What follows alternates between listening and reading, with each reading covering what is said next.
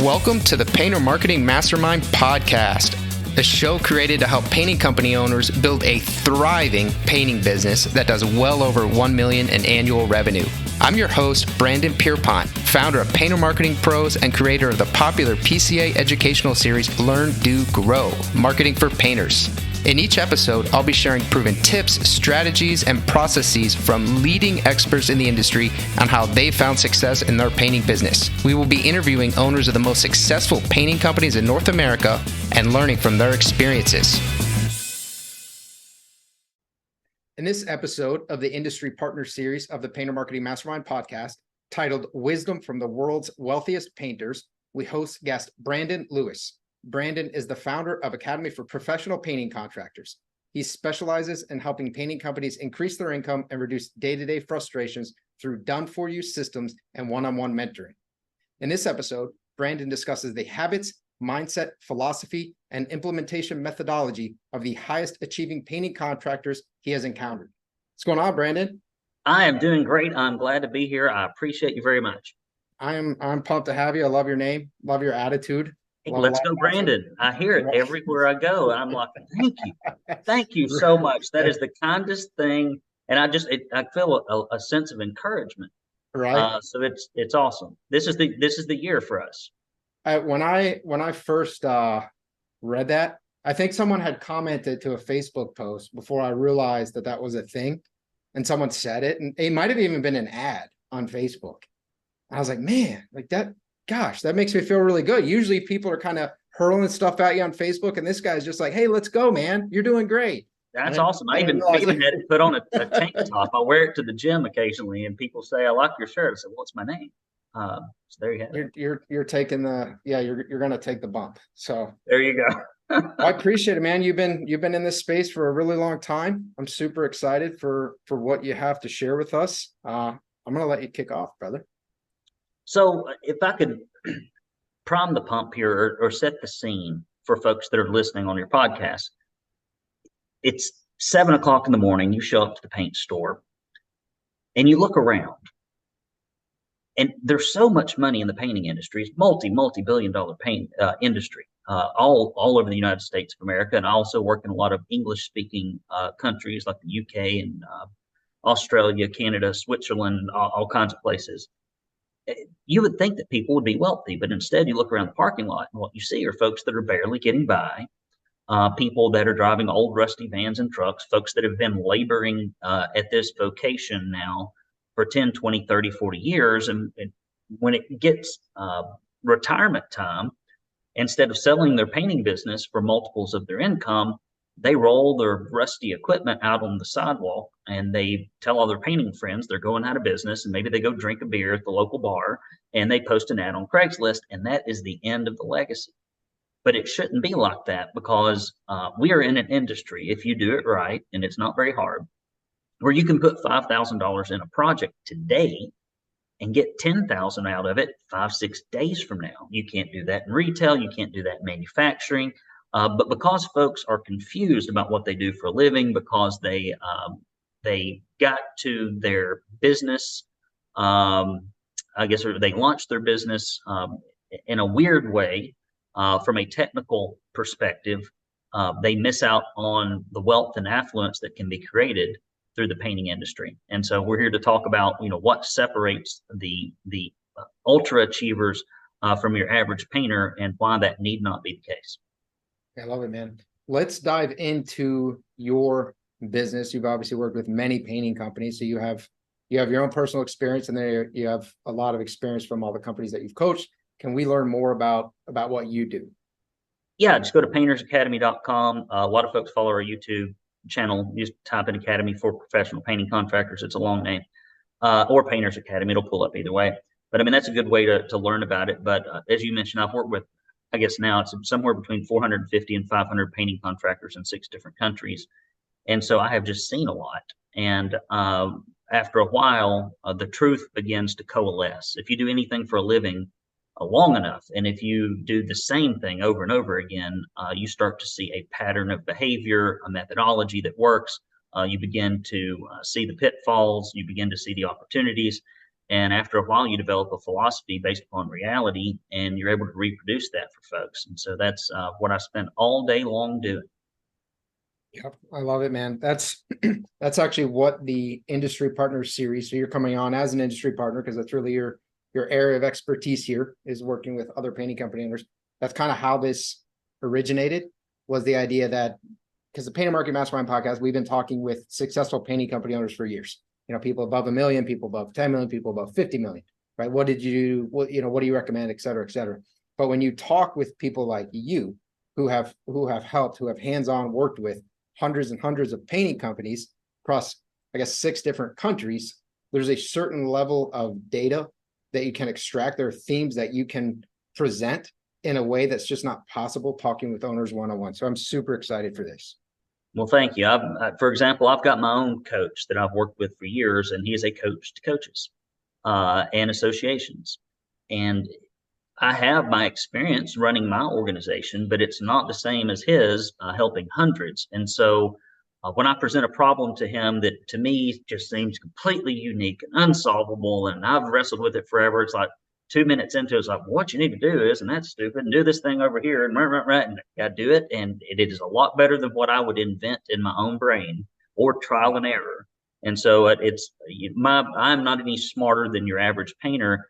I've just been a librarian for all these ideas, and I have stolen tons of ideas from our most productive members who have suggested new and better ways to do things. And I always tell them, I'll give you credit the first time, but after then, it's my idea.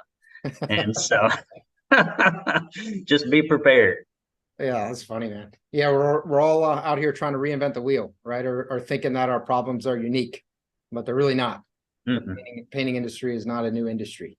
These are not new challenges. No, you can go visit the pyramids if you think it's new. Just go down there, visit Tutankhamun's tomb, and you'll see that it is not new. People have been doing this for a long time. Yeah. So in light of focusing on, I guess, the most successful themes, I would actually like to start the opposite way, and I'd like to see the most common problems, right? We all think, oh, we can't find any good painters, or we keep getting undercut by chucking a truck. So we're not able to actually charge what we're worth. These are 2 examples of common unique, quote unquote, unique problems to a specific market, or my market's not big enough. What sorts of patterns or problems have you seen across the industry at large that people maybe think are unique to their market, or maybe are just not thinking about this the right way, and you have a chance here to set the record straight? Well, I would say that people are looking at symptoms instead of diseases. If your problem is not that you've got a runny nose, your problem that you got rhinovirus. Your problem is not that you're incontinent. The problem is that you ate a bean burrito with 5 pounds of jalapenos in it, and these are the results. These are not the problems are the result of how you run your business. They're not a problem with the industry or the business. Okay, and I think that the underlying cause of the majority of these quote unquote problems, which really aren't problems at all, is this tradesman to entrepreneur to manager journey that most people go on. Not all, and there's a kind of a different problem that I see with people that are college educated or have worked in another field and they start a painting business, which are, I don't know, maybe 10 to 15% of the people I work with. I was one of those individuals. But when you go from being a tradesman to an entrepreneur, often, one day you're painting, and the next day you're pissed off at your boss, and the next day you're running a painting business. And so people look at things like, oh crap, I know how to paint. Now I've got to get a price out the door. And you think that's sales. And then you're like, oh crap, I got to find a lead through any means necessary, no matter how expensive or how poor the quality of the client or how price sensitive. I got to find a lead. I've got to hire a painter. But you really don't stop to think that, hey, I am now a sales manager. I am now a small business marketing person. I am an operations specialist. And if you never develop any of those skills, then the road's going to be tough. The profits are going to be low. The days are going to be long and frustrating. And it's simply because those are things that most folks that have spent 2, 3, 10 years as a crew leader The boss isn't training you how to do sales. He's not, and he doesn't know either. And he's not training you how to do operations. And so you find yourself foisted into this situation where your family's livelihood depends on your expertise and ability in those areas, but you don't have any. And then the worst part of it all is when you lack the self-awareness to know that you lack them, and you continue to blame outside circumstances for your situation, and that is a vicious cycle. Man, I have never heard it laid out like that. That is impressive. That is really. I think that is at the root of the problem. And you would, any man in a van business, plumber, general contractor, even gutter installer, it's all the same. You got a dude in a van going to a box to do something with his hands and tools. Or if you're running if you're in a box, people bring their van to you and you fix it, or they bring their face to you or your feet, or whatever it is you do, or you counsel them about their marriage. It's all service industry related. But the service is the least important part. It's the least important part, because if the service was the most important part, the painters would make a ton of money and the owners would make none. But it's exactly the opposite from the income standpoint. And so we know that the skills required to run the business are far more important than the trade knowledge. Interesting. What is the problem that you see that from the 10 to 15% that are college educated, they decide, hey, this looks like a good opportunity, I'm going to start a painting company? What does that look like? They're so smart, they're lazy. They won't do anything. The dumb ones, I always say my dumb members are putting checks in the bank and piling up income, while my smart ones are giving me the 15 reasons why my recommendations won't work. And that goes on for too long. And I always tell our guys, wealth is attracted to speed of implementation. It is repelled by sloth and indecision. And the slower you move, the poorer you will be, especially once you know what to do and you've got a good idea that it needs to be done. And so that, and then there's an odd thing that happens, and I did this myself. And so I can't say that, y'all did this, but I never did that. People very often fail to take the skills that made them successful in their previous business into the painting field because they think all the rules are different, when in fact, in many cases, they are not. Case in point would be, I talked to a lot of guys that were in manufacturing sales, or were in some kind of sales position, or an accounting position. And when I asked them about their sales process, it's like they pet the dog, they email a PDF, they barely do any follow-up, and they wonder why they keep losing jobs. I said, is that how you did it when you sold $200,000 pieces of equipment to auto manufacturers? Well, no. Well, what the hell makes you think it's going to work here? Yeah. And same thing with an accountant. So you were an accountant, but you're not doing job costing. You don't have production rates. You don't count what you sell for a living, which is labor hours and gallons of paint. Well, and so that's something I see with college educated folks, is really this kind of analysis paralysis, and then followed up by the fact that they do not really leverage what made them successful in their earlier careers. And not that all of it would transfer, but a lot of it does, and they leave that on the table, unfortunately. Yeah, I love that, man. So I want to touch on one thing quickly, just to kind of hammer home that point that you brought up about quick implementation. And people overthinking things, people trying to over perfect things. So before we started the podcast, you and I were chatting. We talked about how we both like to move quickly, and we don't like to overly edit our podcast. Talk about on a podcast, so we'll use the podcast as an example. I didn't have the intro done quite as much as I should have, is a nice way of putting it. Right before we started this, I just read it right as I launched this podcast. I messed up. I actually stumbled over a word, or I misspoke something in it, and I kept going. And I'm going to push this out, and a lot of people are going to listen to it. Some people might call that irresponsible, but I think it's a lesson. You don't have to be perfect. You have to just keep going, because the value here is not, oh, Brandon did the intro 15 times. Oh, look how good it sounded on the 15th time. He didn't mess any words up. The value is in what we're talking about, in the lessons that are being conveyed. So the 80-20 rule, right? Focusing on the actual value that you're talking about. And I think right now what I'm hearing from you is the basics. At least for the college educated folk, we're going to circle back, and we're going to spend a whole lot of time on the first thing that you ran through. But for the college educated folk, they're thinking, the rules have changed, that what was up is down, and down is up, because now I'm in the painting industry. I'm not selling $200,000 pieces of equipment, or I'm not doing accounting. So the numbers and the financial metrics don't matter anymore. This is painting. It's not accounting, but it's business is business is business. Go focus on the fundamentals, do them well, and you're probably going to be off to a strong start. Now, if you do the fundamentals well, and there aren't really that many of them in a painting business, not that you can't get better and better and move on to secondary and tertiary things, you certainly can. But if you do the basics right in the painting business, after about year 3 or 5, when you get through the rough patch of the launch, you can't kill the damn thing. You cannot kill the damn thing. If you just do, and I'm not saying the basics from an industry average or standard standpoint, because if you do the industry average in painting, you will be poor and you will fail, because the average painting business is 1.7 people. It's one dude and 2/3 of a helper. I don't know if he's missing an arm or what, but that's what it is. That's what it averages out to be. Yeah. And so you can't, and the other thing you can't do is ask for advice from people at the paint store or your peers in your local area, unless you want to be poor, because you are going to get primarily the philosophy of poverty. When you just ask most people that run a painting business, not everybody in your area, but most, that's what you're going to get. And that's what you have to avoid. Yeah. I always say, I think I might've gotten this from Robert Kiyosaki. I don't know where I got it, but don't take advice from people you wouldn't want to trade places with. There you have it. Right.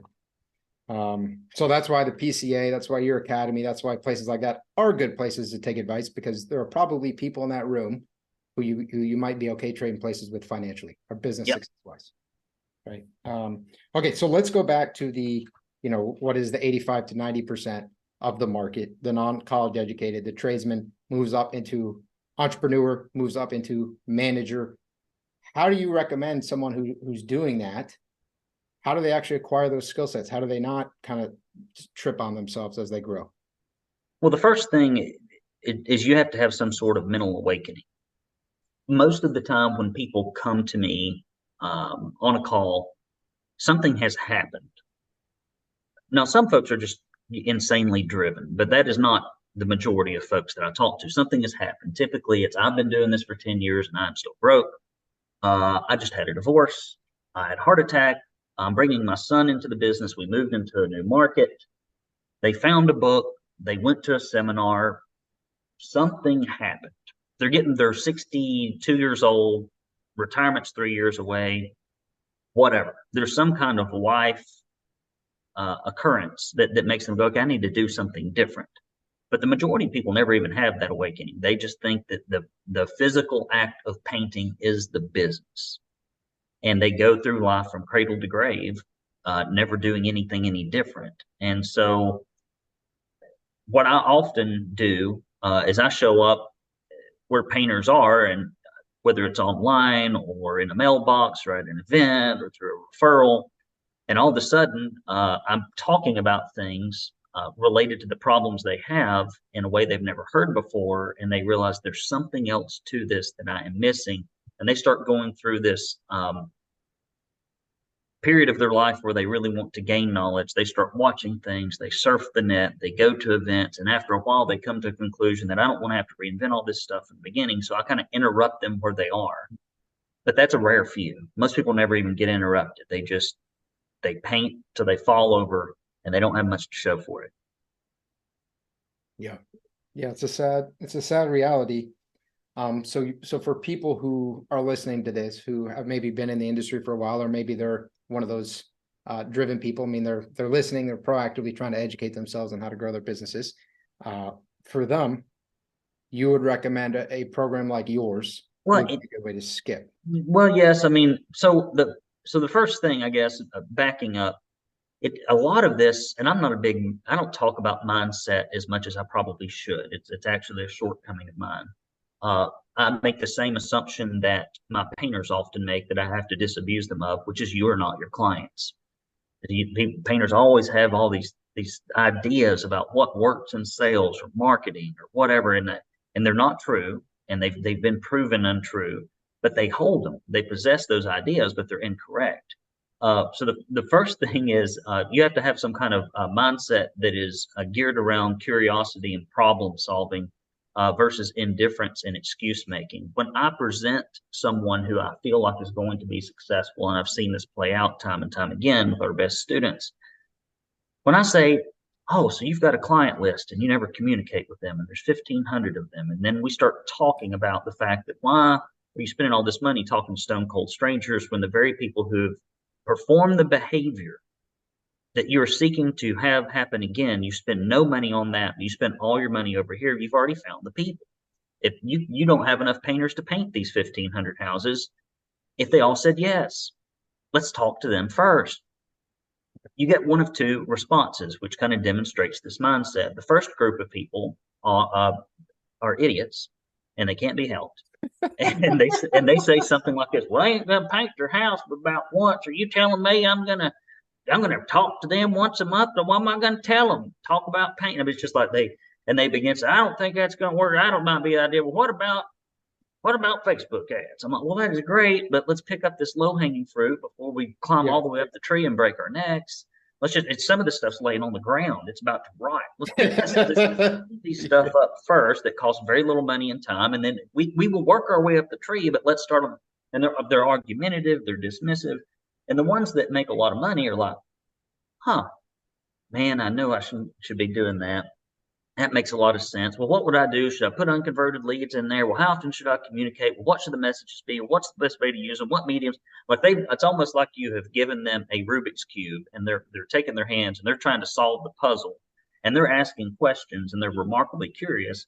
Whereas people that tend to not make a lot of money, when you present an idea that is like I wouldn't say an industry standard, it is a business 101 standard. You must communicate with your clients. Okay. That is just like you must communicate with your kids if you have kids. It's so ridiculous that you have to say it like that. I do. It is like, I'm like John the Baptist, crying out in the wilderness, and nobody, I've been saying this for 10 years, and it's like, it's people like pearls before swine.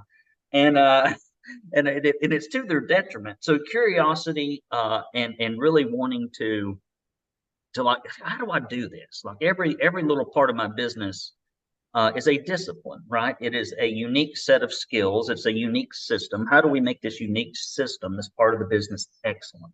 Whether it's sales, operations, your compensation package, all of it, there's a way to do it that yields this wonderful, bountiful result. And then there's a way to do it that just creates poverty and misery. But people cling to that instead of looking for something new. And so that mindset of curiosity and problem solving versus indifference and excuse making is critical in entrepreneurs that are wealthy. Yeah, no, mindset is huge. And you're approaching it from really a mindset can seem soft. It can seem like, oh, hey, you have to believe you can do it. And that stuff is true. I think there's a lot of power to that stuff. But the way that you're approaching mindset right now is actually quite different. You're approaching mindset in terms of how you actually look at ideas, how you look at growth, essentially being open-minded. The maybe played out term would be sort of abundance-minded or oriented versus closed-minded or having a scarcity or scared type of mindset.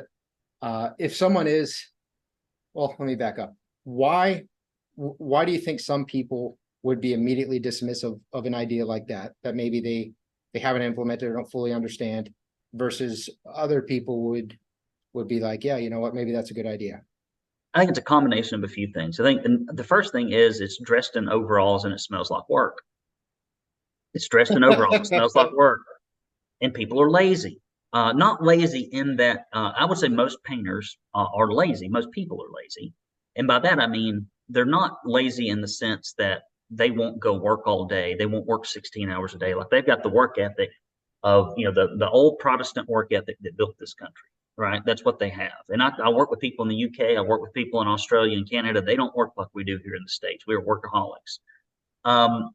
It's not that they're lazy, but they are mentally lazy. Here's this thing I don't know a lot about. I don't have any knowledge in. You're telling me I'm going to have to do something different in my business. I'm afraid of that. I'm scared of that. I don't know how to do that. I can barely work Microsoft Word, Excel, and PowerPoint, which is a huge problem in our industry. It's just a technological divide. People, sometimes I go to our industry conference. I love the PCA. And I realize that we got the smartest people in our industry in the room, but they're always talking about all these apps and applications and all that stuff. And I'm like, I tell you what, the number one problem is when I deal with painters, they can't turn the computer on and they can't type in a Word document and they don't know how to work spreadsheet. And we're trying to, they can't get out the door. We're trying to show them how to get on the moon, and we got to start where they are. And I can see people I can see people in the room. Like, oh, I don't know anything about it. And so you got to meet people where they are. Yeah. And then the other part of that is, and I got off on a little bit of a tangent there, but the other part of that is this. If they admit that something is wrong, then they have to then be saddled with the fact that they're not doing anything about it. And it is a lot easier to just put the mental block in, take the hammer, take the mallet, and just put it in the hole and then move on with your life. A lot of folks think if they just learn something but don't do anything, or if they just surround themselves with people or ideas, that somehow that magically just soaks into the business and everything improves, when instead it's really like a series of projects that you have to work through to completion. And it's uncomfortable, and it requires work, and it doesn't require a lot. I mean, you set aside 4 8 hours a week and you work on business system implementation and improvement, you turn around a few months later and you're going to have a lot more money in your pocket. I mean, 2 or 3 months, depending on what you implement. And you turn around 18 months later, you got a completely freaking different business from about 4 to 8 hours a week. But that 4 to 8 hours a week, people insist they can't invest it. It's not true, but they insist that they can't. So that's, if we could get into habits at some point, I mean, that's their habits as well. Yeah. So to me, it sounds like a lot of that's driven by fear. This idea, you present something, they don't know how to do it. It's overwhelming. The idea, well, reach out to past customers. They might not even have an official CRM, customer relationship management system. They might not even know if they have all the data. They don't know. They heard their rules about you can't text people or you can't email. They don't understand the rules and the laws. And then what do you even say to them? Yeah, do you want me to come paint your house? I just painted it last week. So you're confronting them with this thing that just is this giant, scary question mark. And so the knee-jerk reaction would be to just put head in sand and say, no, it's a bad idea. It doesn't make any sense. I'm not going to do that, because it's more comfortable. Even if it's laborious, it's more comfortable to just continue to move forward how you're doing it than to have to kind of rip the Band-Aid, stop, take a hard look, and figure out, I guess, the personal development, business development, who you need to bring on, whatever you need to do to actually take that next step. It's difficult. Yeah, it is. I mean, anytime you do anything new, I mean, and I have things in my life that I've dragged my feet on for weeks, months, years, and then I finally do it. And there are things I don't like doing, and I drag myself to this desk and I do them all the time, because I just got, nobody's life in business is ever going to be you doing everything you absolutely love to do. And so when you run into those situations where you're uncomfortable, where you have anxiety, where you immediately want to do something that could be characterized as procrastination, I always tell our members that is usually where the money is. That's usually where the money is. It's like a Geiger counter for wealth. If you're like nervous, your armpits are sweating, you're like, oh, I don't want to do this. If you put it on the to-do list and 3 days later, it's the only thing left on the list, that's probably the thing that will make you the most money. Checking another email, running another estimate, going to the paint store one more time. If that was going to fix the problem, it would have been fixed 10 years ago. It can't be that. Or as I often tell people, well, you may disagree with me, but the only thing we know about how you're doing it is that doesn't work at all. You've proven that doesn't work. You've used this method over and over again. That's one thing you can take off your list as something that works is what you're doing. It's like Edison. If Edison had put something other than horsehair in the light bulb and he had tried to turn it on, I don't think he's going to use that same thing for 15 years. But painters do. They put the same thing in the light bulb over and over again, and they turn the light bulb on and it doesn't come on. They just keep putting it back in there. And I'm like, it does not work. You got to put something else in there. Yeah, that's crazy. So that reminds me of the John Wooden quote, don't mistake activity for achievement. It's easy to be doing things and feeling like you're being productive because you're doing things. Email, what a remarkable thing. If you ever don't know what to do, or the only thing left on your to-do list is that big, scary, important thing you don't want to do. Go check your email. There's very few of us have zero inbox. There's got to be a problem in there. There's got to be a fire to fight. There's got to be some bad news in there. There's got to be an estimate request in there. Let's go check. What it's. Keep digging. What is it that it's like a procrastination doom loop. Check your bank account, check your email, go check your Facebook, look at the weather, check the sports scores, go back, post on Instagram for a little while. Because you're supposed to post, right? So they're Yes. putting out a social media post. They're growing their business. Yes. That's going to do it. That's going to do it. Yeah. And that's fine if and I tell most people, technology is great. And I hate to sound like a dinosaur, but there's this common theme, and I wish it weren't true. And I'm getting off base here a little bit, but so many painting businesses that are failing miserably are some of the most technologically laden companies that I have worked with. So we talk about all this stuff, and usually I ask at the beginning of our, the first thing I look at are macro metrics. What's your revenue? What's your income? Income is, your profit and net income. And if you drive a $60,000 truck, you write off that you only really use to tow your boat on the weekend. If your wife's, paying her gym membership, just whatever the total compensation package would be if you work for somebody else, and they're not making any money. And often it's because they don't really understand the business processes, but they went out and got software first, thinking that would solve a problem. And then they go get some more software thinking it's going to solve a problem, but they really don't understand what the software needs to do or why, or it obfuscates or covers up the data or makes it hard to access, makes it hard to extrapolate. And so they don't do anything with it. They don't look at it. It's not used in real time to inform their decisions. It doesn't change the behavior of their crew leaders, but they're like, well, I've got all this technology. It's getting in the way of the sales process. It's actually getting in the way of persuading the customer to buy. And so sometimes that's the case. Sometimes it isn't, but I'm telling you, when you get down to brass tacks, it is typically the fact that folks don't understand in an intimate way what that system is supposed to do. And they get the software first and they try to build the system around the software, and they don't always get it right. Yeah. So that's an unbelievably good point. So I was at the PCA had the first conference that they've ever had for Spanish contractors. Mm-hmm. So it was a Spanish speaking event. I used to speak Spanish well. We're working on recovering that. I did present in it, sweat a little more than I thought I was going to during that time. But it's called Pintando para. You had to present in Spanish, correct? I did. Yep. Yeah. So we did that, and then we were doing Q&A. And at some point during the Q&A, I was like, you know what, Juan Vasquez, he was there. He's just going to translate. So we just did some translation, but one of the attendees, was a good guy, good company, but he was very focused on, to the point he asked, I think 2 or 3 follow-up questions during this Q&A of what's like the most innovative, what's the newest, what like, how can you combine, what's something that nobody else is doing in marketing? And my response was effective basic marketing, right? That's what, if you do that, you're going to beat the whole room. If you just do the basics and you do them right, you're going to beat every single person in here. You don't have to worry about, some TikTok to a video sales letter to like some crazy complicated thing. Just do the basics and do them really, really well. So exactly what you're saying. And I almost feel like it becomes an exercise in kind of wasted thought, or maybe it's just fun, or it's sometimes fun to feel like we're smarter than other people, or we have some secret sauce. The secret sauce is just be really good at your business and just do the fundamentals really well. I agree entirely. And, I can remember one of our members was like $15-20 million when he enrolled in our program, and he didn't have a website, didn't have one.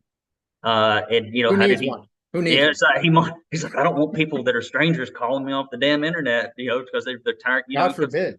No, I'm not saying you should. I believe you should. I'm not anti, that, but I'm just saying that most people would think, oh God, you can't even possibly do that. That's humanly impossible.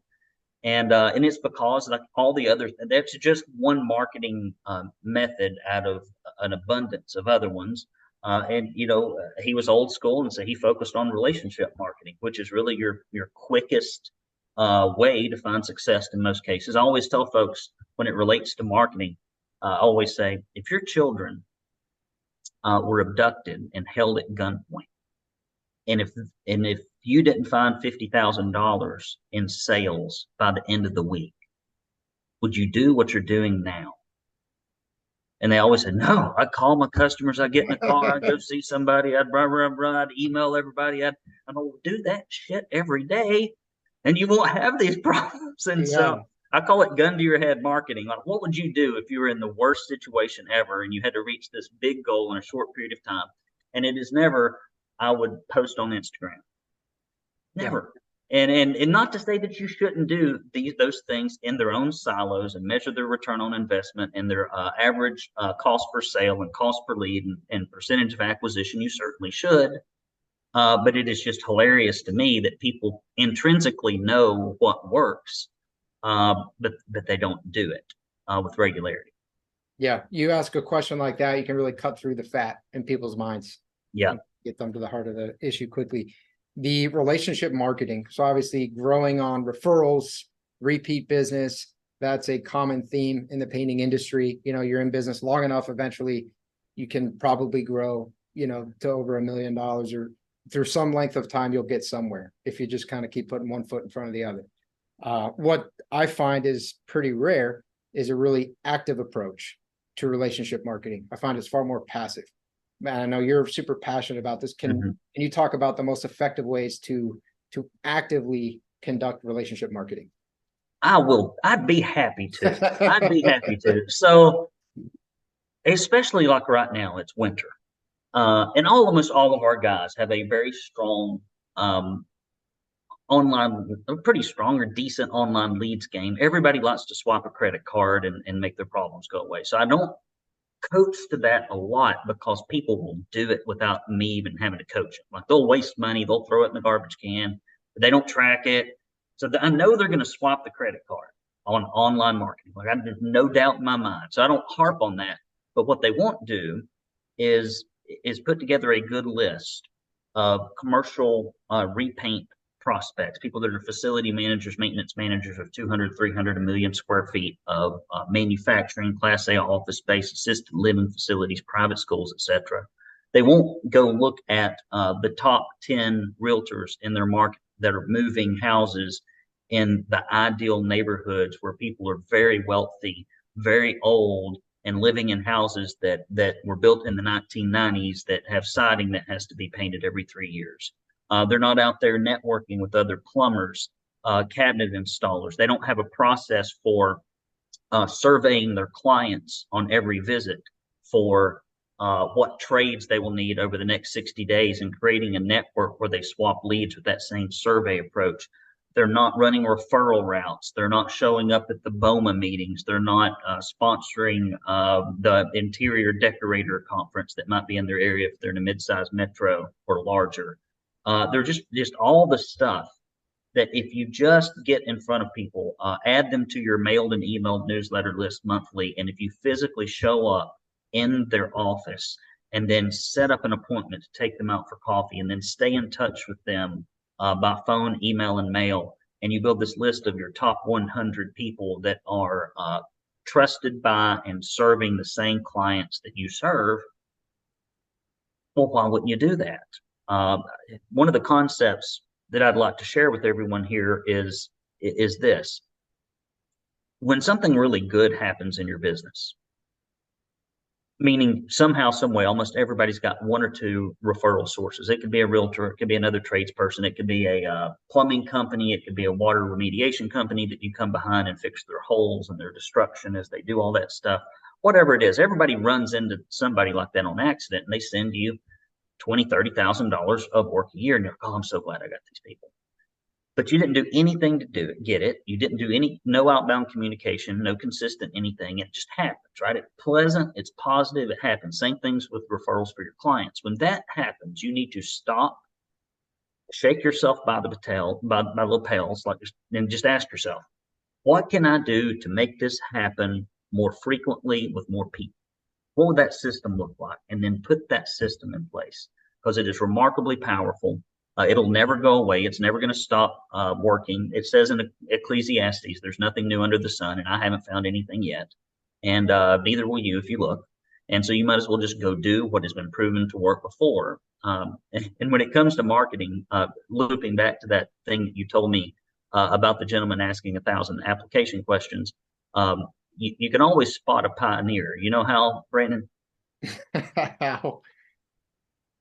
They're lying face down and they've got arrows in their back. That's how you spot a pioneer. And so what you want to do is you let 3 or 4 of those people go run out there.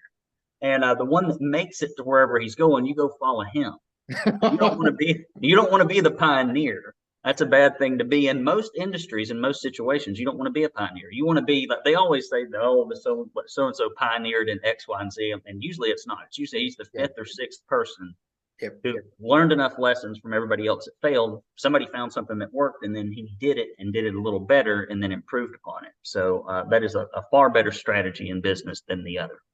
Yeah, like people, thought Facebook was the first social platform. Far from it. And these things, the first mover advantage, this idea of being the first mover advantage is largely overshadowed by second, third, fourth mover advantage of seeing all the things that went wrong for the first couple of let somebody else spend all that venture capital money creating a market, and then now after the market's created, you come in and build a better mousetrap. Yep. Yeah, 100%. So the way that you just broke all that down, I mean, you did mention realtor as a referral source. It almost seemed like the way that real estate agents operate to me. It was extremely hands-on. It was extremely intentional. It was far more, I guess, robust than I expected. I expected you to focus on maybe BNI, Chamber of Commerce.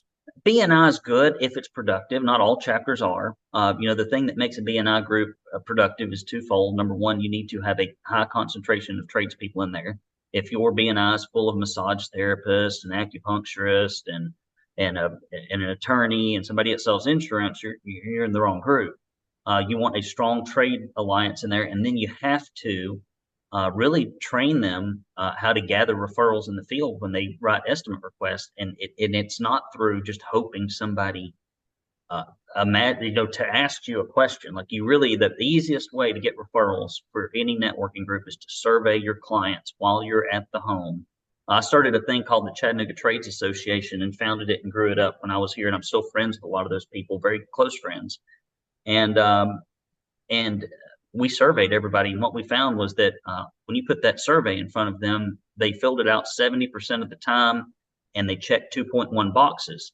So if you ran 10 estimates, you had about 14 leads. And we got together every other week. It was half as long as BNI. It didn't cost any money. We surveyed them, and it was just a cash cow. But it does take somebody organizing it and running it and leading it. And not everybody has the interest or the ability to do that. But I did, and I loved it. And I'd do it again. If I started a painting business again, I'd be one of the first things I did. Yeah, man, that's wonderful. When we are talking about what everyone generally thinks in terms of reaching out via email or text or calling or direct mail or whatnot for, let's say, past customers, what would you recommend in terms of messaging for past customers as kind of a rebuttal to well, you don't have to keep getting your house painted every single year. So what should you send them? So I have spent a lot of time in my career, and before I got into painting, I was in politics. I ran U.S. Senate, U.S. House, state and local races. I wrote a book called How to Raise Money for Political Office. I run our state's largest conservative news alternative. I'm a conservative, and I'm a Christian. And I always tell people, if you will not tell people that Jesus Christ is your Lord and Savior because you're worried you're going to lose some money, if you won't tell folks that you love your country because you're afraid that someone won't invite you to a cocktail party, then your values are neither Christian nor conservative. They're money and people's approval. Mm-hmm. And so you have to be able to stand up no matter what your business model is. And I'm going to be worm food in 40 years, and I don't want my kids to look on and say that I would not speak my mind. I'm not going to do that. And so I've had a huge opportunity, and I worked in nonprofits to learn about newsletter marketing. And it's sometimes it's a misnomer. It's how you communicate with your clients consistently. And it needs to be, from a messaging standpoint, purely messaging. It can't be about paint because they don't care about paint, and neither do you. Because I ask people, ask painters, what do you do in your free time? Do you just read about paint all the time? Like, I don't ever read about paint. So, well, if you don't read about paint and you own a painting business, imagine how much they're not reading about paint. Yeah. And so you can't be about paint. It's really about building a personal relationship. It's about giving them helpful information. It's about telling them what you did with your wife last weekend, how you celebrated your anniversary, the fact that one of your painters just got his GED, that you and one of your customers have been best friends for 15 years. It's all that personal stuff that makes people like you, because they really don't, honestly, they don't refer your company very often. They primarily refer you. They refer the estimator, they refer the owner. This is still a people business. This is not a branding business. This is not a logo business. This is a personal business. People completely screw this up. You can't brand your area. And yeah, I don't want to get into that, but you can't. There's no such thing as there's no such thing as a brand in painting. You're not Lexus. You're not Toyota. People don't identify with your painting business. They're not tying their personal identity up in it. You're a dude that does something for them that is reliable, like somebody that cuts hair or does anything else. And if you do a good job at it, they will refer you. And if you've got a strong personal connection, they will. Helpful articles on how to improve their life, funny comics, recognizing customers, having a contest where you have the best referrer of the month. It's the same stuff that would be in a church newsletter. Yeah. It's the same stuff that would be in a nonprofit newsletter or a political newsletter to a degree. And so that's the mix. It needs to be, about 80% non-paint and maybe about 70% non-paint, about 10% pitch, and about 20% tangentially, I said that wrong, related business stuff. But if you treat your clients like a human ATM machine, that's just about as bad as not communicating with them. If everything you send them is the deal of the month, the color of the month, why you should stain your deck, 5 colors that make your office make you feel not depressed, whatever the hell that stuff is. I see people send out all the time. It's like the worst. And they think that's good. If I see one more email in our industry talking about the color of whatever, I'm going to throw up. Brenda, how do you really feel about it though? There have never been there are no more colors today than there were 1 million years ago. Just because you point at one and say something about it, I just don't think that's interesting. I don't think anybody else does either. I'm just going to be honest. Yeah. I don't know. There are trends in colors. I get it.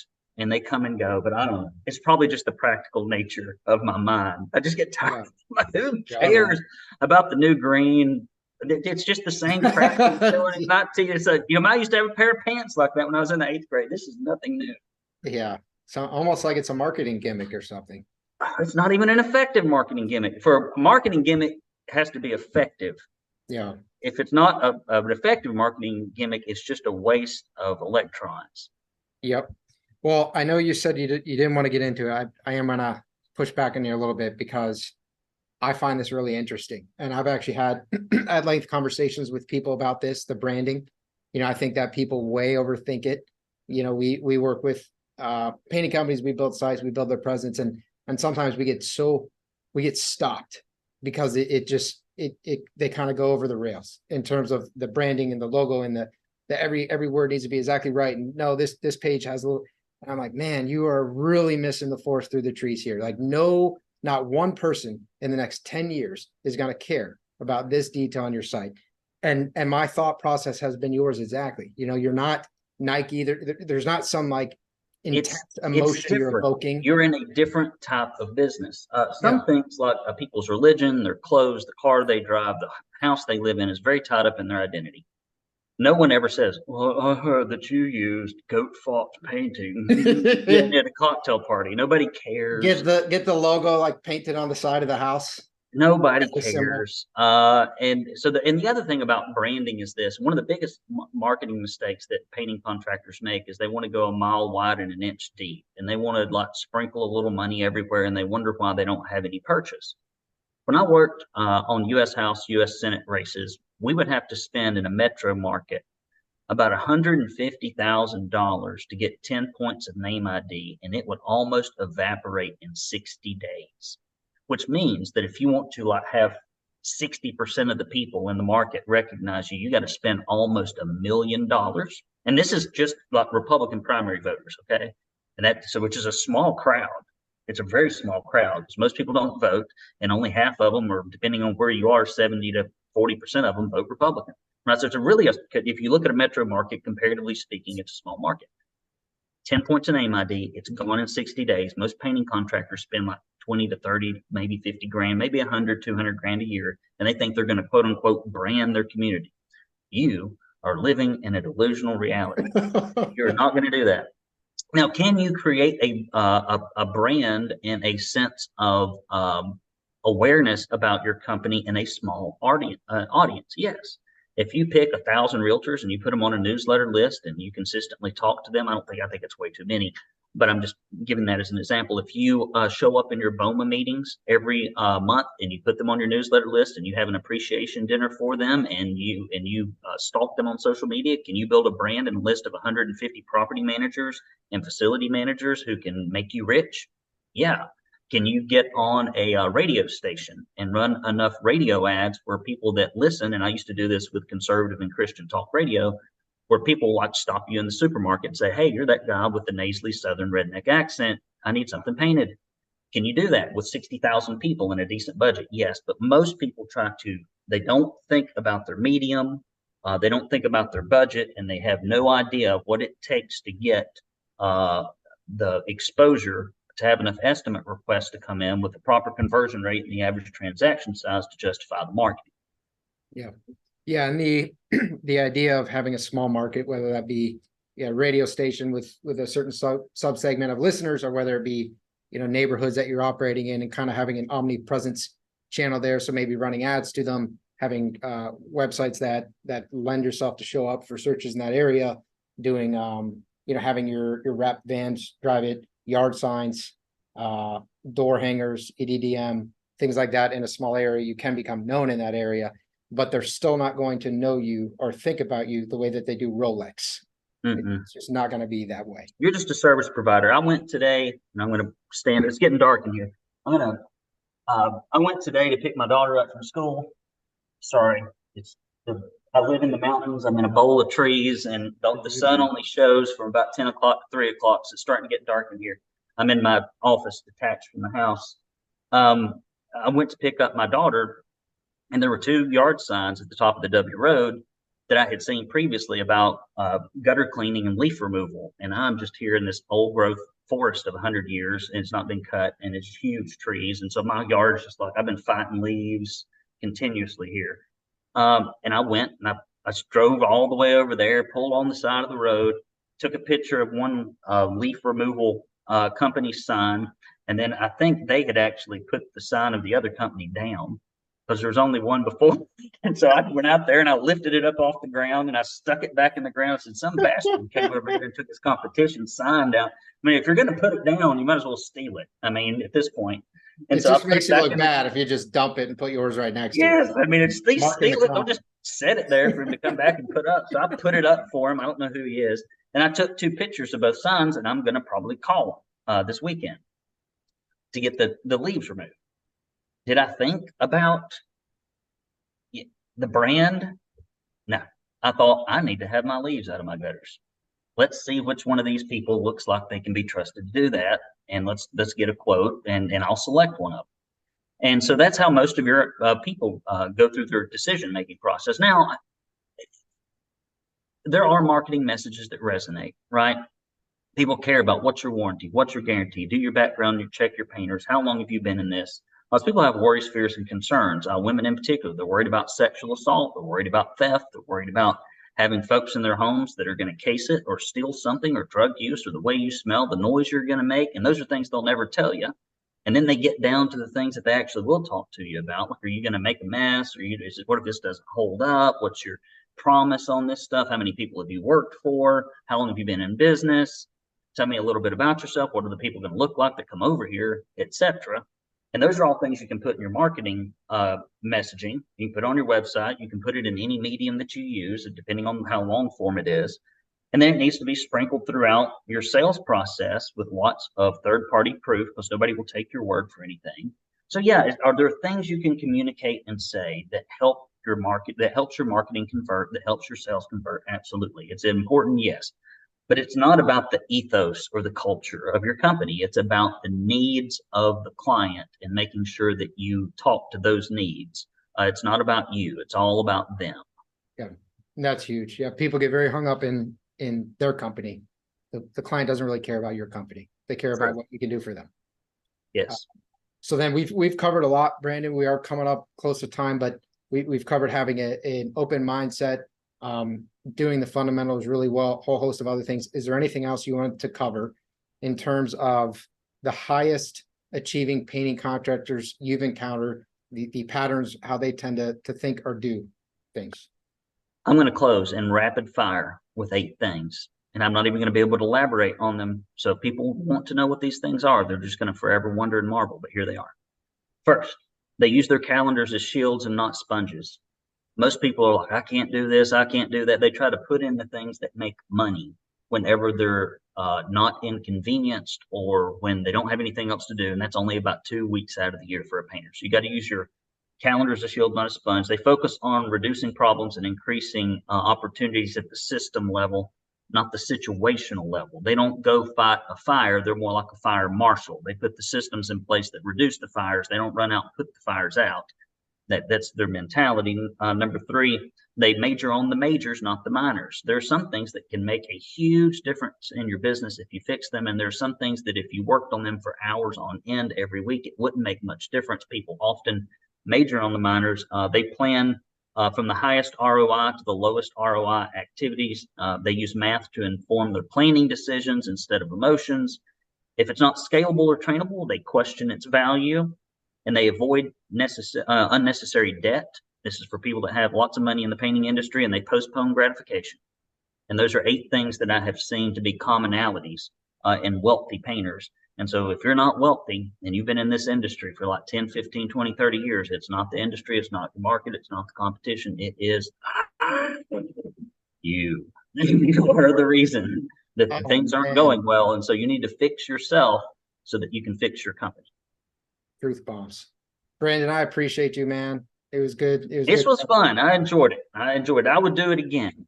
Then we will do it again, brother. I enjoy your approach. Thank you. And I hope that you and Tara have an opportunity to connect. We're done with the notes. I hope you and Tara have an opportunity to connect. She is fantastic, wonderful. I'm glad to have her on the team. She thinks a lot of you and your capabilities. And because I know that you had helped them at Freshcoat, where she was CEO for a little while. For 10 years, I worked with her for the first 4 to 5, helping them get systems in place that were absent or broken. And so I value her opinion. So if she says you're a good egg, you're a good egg. I appreciate you, Brandon. Thank you, brother. Thank you for your time. Thank you for your wisdom. Take care, bud. If you want to learn more about the topics we discussed in this podcast and how you can use them to grow your painting business, visit paintermarketingpros.com/podcast for free training, as well as the ability to schedule a personalized strategy session for your painting company. Again, that URL is paintermarketingpros.com/podcast. Hey there, painting company owners. If you enjoyed today's episode, make sure you go ahead and hit that subscribe button. Give us your feedback. Let us know how we did. And also, if you're interested in taking your painting business to the next level, make sure you visit the Painter Marketing Pros website at paintermarketingpros.com to learn more about our services. You can also reach out to me directly by emailing me at brandon@paintermarketingpros.com, and I can give you personalized advice on growing your painting business. Until next time, keep growing.